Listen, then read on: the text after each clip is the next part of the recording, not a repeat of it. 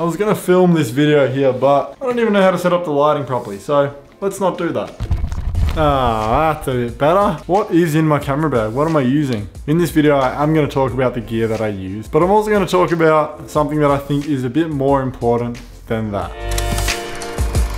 Well, the camera bag I used, they don't even sell it anymore, so I'm not even going to talk about it. It was from Crumpler. It's a really good one, but they just don't sell it anymore, so it doesn't matter. So first lens here is a Sigma 35mm f1.4 DGDN. The reason I love it is because it's 35mm, so it's pretty wide, but it's also got the depth of a zoom lens because it's f1.4 and it's just so crisp. Every time I'm confused as to what lens I should bring to a shoot, I bring this and it always just produces bangers. And whilst we're on this topic, this is a diffusion filter or a cine bloom filter from Moment. This is the one I use. Before, after. Just helps to add a bit of haze and a bit of glow to my portraits, and it makes the skin a bit softer. I know it looks like it, but this video is not sponsored by Sigma.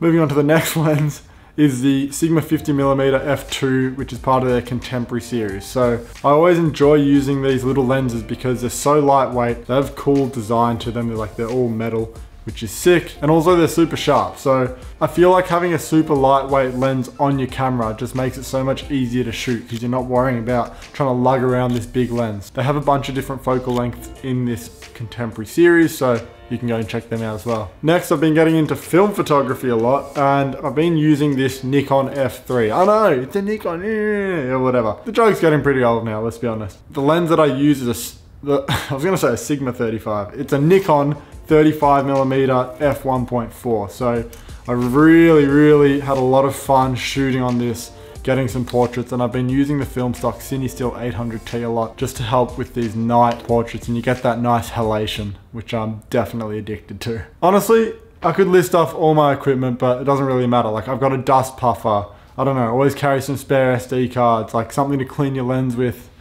Just the basic shit you probably already have. But what I really want to talk about in this video is another thing that I bring in my camera bag, which is my mindset. So I feel that your mindset is the most important thing when it comes to a photo shoot. The way you approach a shoot is way more important than the gear that you're using. Firstly is just have an open mind. When it comes to your photo shoots, don't be too attached to a specific idea or a specific outcome of the photos that you want. Instead, just have a rough idea of what you want to get and just let your creativity flow. You'll see new opportunities arise, you'll see new compositions. Ever since I've been having this mindset, I've just felt that I don't really care whether I get good photos or not, because I know that I'm just enjoying the process of taking the photos. It's never really about whether you get bangers or not. It's about, did you enjoy going out, breathing in the fresh air, taking some photos, getting some cool shots. So I realize this can sound a bit like airy-fairy and a bit like cheesy, like, just have an open mind, you'll be fine. What does that actually mean? For example, the other day I got this random prop, this piece of plastic, and I wanted to use that in a portrait shoot. I had this very specific frame in mind that I wanted to get. I wanted there to be the piece of plastic, and then I wanted the model behind it, and I thought it was going to be like the best shot. And then immediately after getting to the first location, I point my camera up and I get the model to stand where I thought was going to be cool, and it just looked shit. And I was like, holy shit, this plan's failed. Like, I've screwed up this shoot. It looks way worse than I thought. But then I was just like, you know what? Let's just go with the flow. Let's see what happens. Then when we went to another location afterwards, that photo idea that I had ended up working really well, and it was because the lighting was different. If I had have just let that get me down, I would have had a negative mindset for the whole shoot, and I would have been like, I'm not getting bangers. It's just photography at the end of the day. If you don't get bangers, it's fine. One thing that I really enjoy using, and I would highly recommend, is getting some sort of light tube. The one I used is the Nanlite, like the mini Pavo tube. I'll link them all in the description below, but the one I use is a smaller one. It's about this big. It's great for getting creative with portraits. It's got RGB. You can change it to any color you want. You can use it as a fill light. But the main reason I love it is because it's magnetic. And I sometimes just like using it, not even because it's going to make the photos look good, but just because I like to stick it around and see what it can magnetize to. Yeah, it's an extra light on the light. It's really none of that magnetic. No.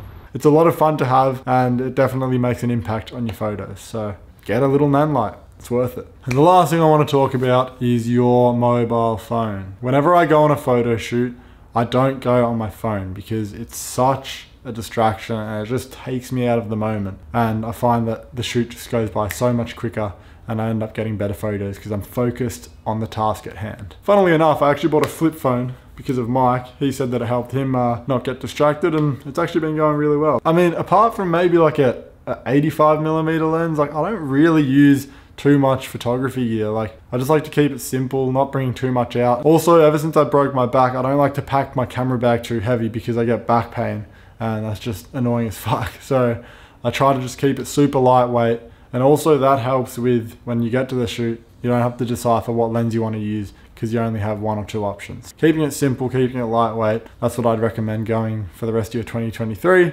and just the rest of your photography. That's pretty much what I use, and that's what enables me to get bangers. At least I think they're bangers. Kind of the end of the video. I don't know why you're still watching. Now, yeah, you're here now. Let's go say hello to Bella. Bella, you're sleeping. Yeah? You have a tough life, don't you? What's your favourite lens? Really? Oh, that's so cool. I knew she was a Nikon shooter. That's all for today's video. Hope you liked it.